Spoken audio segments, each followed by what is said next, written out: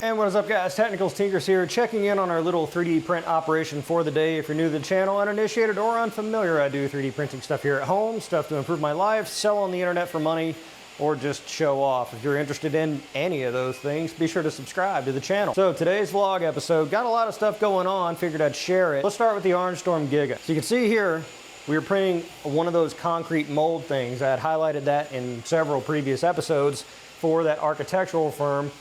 Big order, $600 order. This is the last print. So it was a total of, 6 print jobs. These sides don't take nearly as long. And so I wanted to end with those. I wanted to get the hard ones out of the way. No issues whatsoever on the Orange Storm Giga. I mean, I don't want to jinx it because this one's still got, what? It's got about, well, not an hour left. It's probably about a day. I think it's about maybe 18 hours print time for this, so let's say 16 hours remaining. All of them coming out beautifully, all in PET G, all of them coming off the build plate spectacularly. Time for some plugs. Vision Miner nanopolymer adhesive. PET G lifting right off the plate, no issue whatsoever. Infinity Flow S1, fantastic. Performing great all the way through. No issues whatsoever. A lot of people commenting, or some people commenting, that they were having issues with theirs, that the end of the spool would clip on.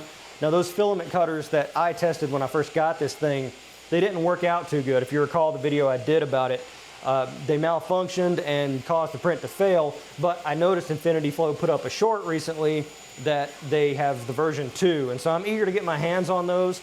Those sort of prevent that issue from happening. If the filament's pulling pretty hard, then it will automatically cut it to keep your print rolling merrily along.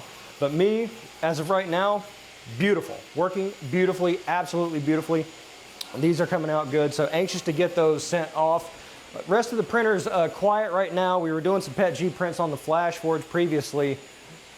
But what do we got here? What is this? What is this thing? Let's take a look. It's been quite a while since I've done the multicolor prints. Last time I really did those to any great degree were for my Gooner dolls up here. I don't really talk about those anymore, but I was in a young man's life. Sometimes he just has to 3D print Gooner dolls. Anyway, it's sweeping the nation right now. Today's July 8th, so I think this will come out probably mid-July, but currently sweeping the nation is the greatest piece of media, top 5 anyway, that I've ever seen, this K-Pop Demon Hunters. So I'm a big fan of it. My niece is also a big fan of it. And so I wanted to 3D print something from the show. I thought about getting one of the little light wands. Couldn't find a really good model for that. I'd rather buy one that lights up. I know I could 3D print one and like solder LEDs into it and put batteries in it and stuff like that. But then I don't want my niece walking around with some pipe bomb thing that oh my God, don't say that. Don't say that on YouTube. I don't want my niece walking around with some electrical thing that I put together because I actually value her life. So I'm gonna 3D print a character from the show. It's just this bird. There's also a cat too here, but I'm kind of waiting for some people to design a better version of it. When you paint in Bamboo Studio, if there's not a clean edge, then you have to hand paint these things, and the tiger has stripes, and I don't trust my ability to paint in Bamboo Studio because I'm not painting anything for real.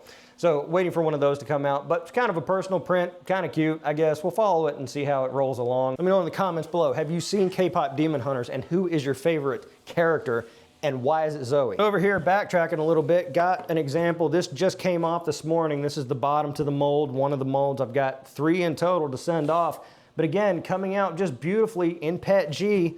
Orange Storm Giga performing admirably, you know, and in total amount of print hours, if you've been following the Orange Storm Giga saga, you know that I was having all sorts of errors in the beginning, but once I got that replacement print head, a lot of those kind of went away. And so I'll chalk it up to experience and just slicing things more better and, you know, kind of, I don't want to say maintenance, but, you know, maybe it was something, maybe that tool head, that print head that I got with the machine was maybe just a little bit wonky and they kind of worked it out, but otherwise print's coming out beautifully. So very happy to get that off to them, which kind of spawned into another project. So if you've been following the vlog, and I just assume everyone's been following the vlog, I've been 3D printing a lot of stuff to kind of add embellishments and things like that around the house, support prints, some art prints. If you remember my gate project, I printed a big letter to go on my driveway gates because I thought it looked fancy. I 3D printed things to help me install driveway lights. I 3D print all sorts of things to kind of help around the house,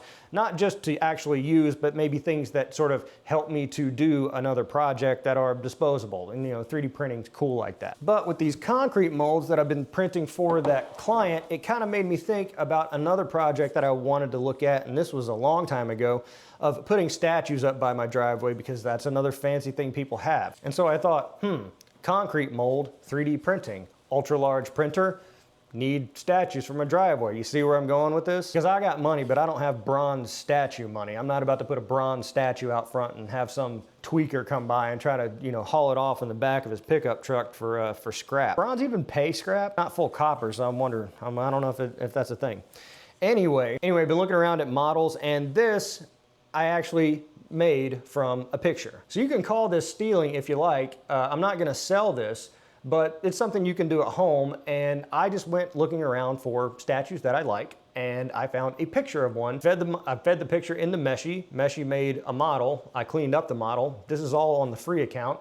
And then I exported it into Tinkercad. So let's take a look at that here. Sorry, editing Matt, for making you do extra work. Here, sorry, editing Matt, for making you do extra work. I put it in Tinkercad here.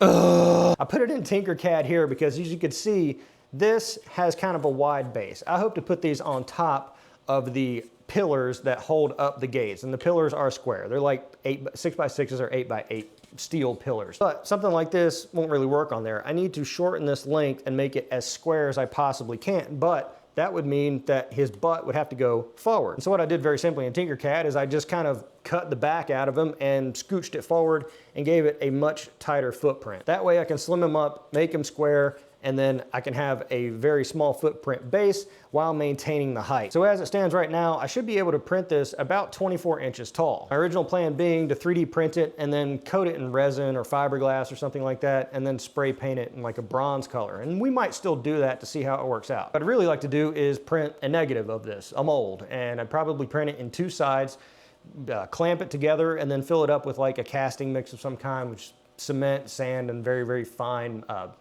gravel or pebbles, and then grab one of my wife's old vibrators and then very gently vibrate the sides of it to kind of fill in all the detail. Because this is printed at, a few inches tall, the detail here, will extrapolate up as if I try to make it into a concrete mold. But this is kind of a simple, elegant, it's almost an art deck. It's a griffin, by the way.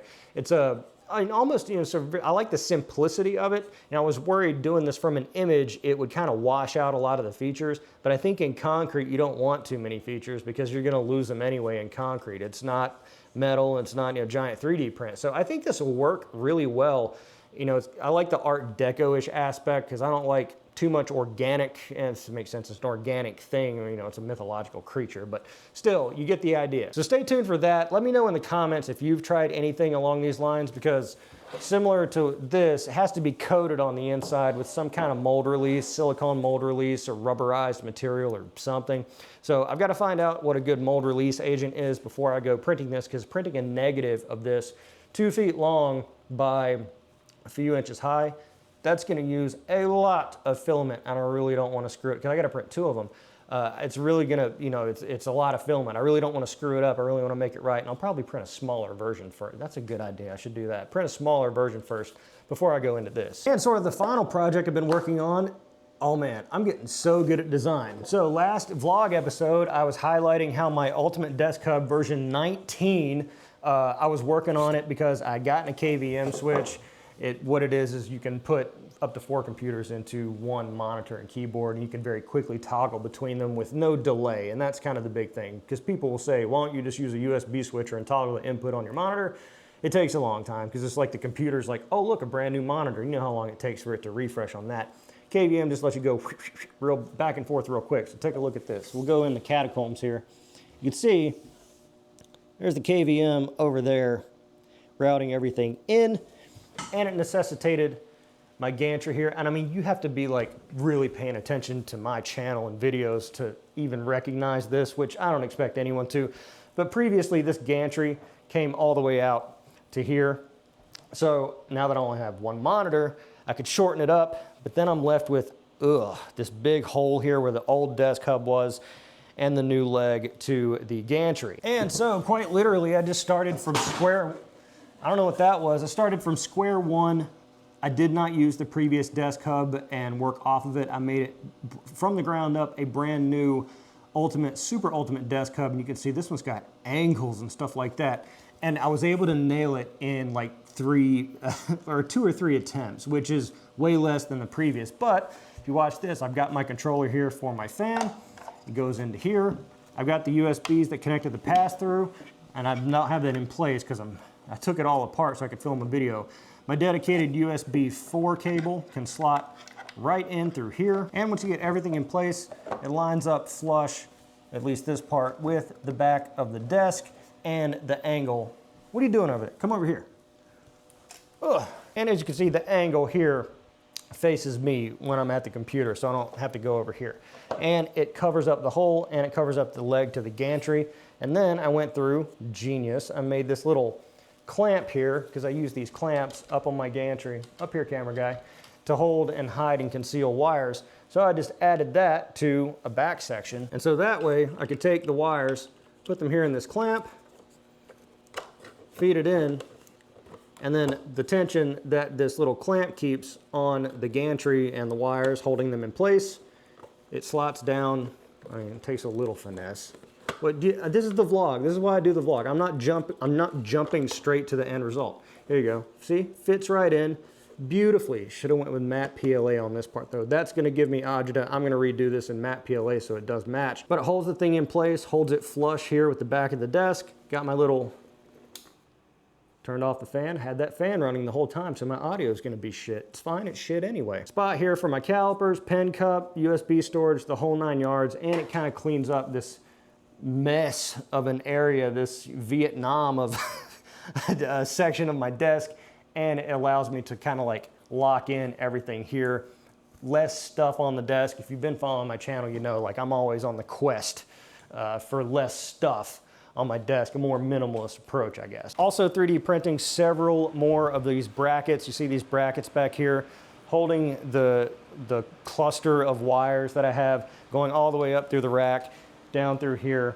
Just cable management stuff, and you know, that's like a common 3D print cable management type junk, you know, but it just makes all the difference. So we'll do it from this angle to see if that makes a difference. So that's what I'm working on in 3D print land for today. I'd love to know what you think about all these different projects, or what you think is the most interesting thing.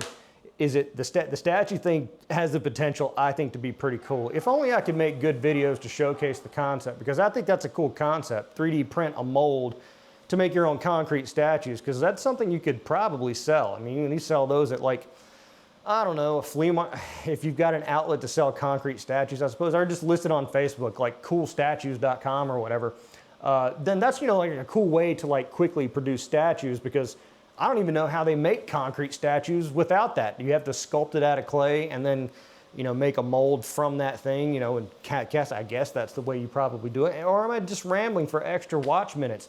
I don't know, but I'd love to know what you think about any or all these projects in the comments below. Be sure to like the video because it's the nice thing to do, and of course subscribe for more content like this. I'm the Technicals. See you next time.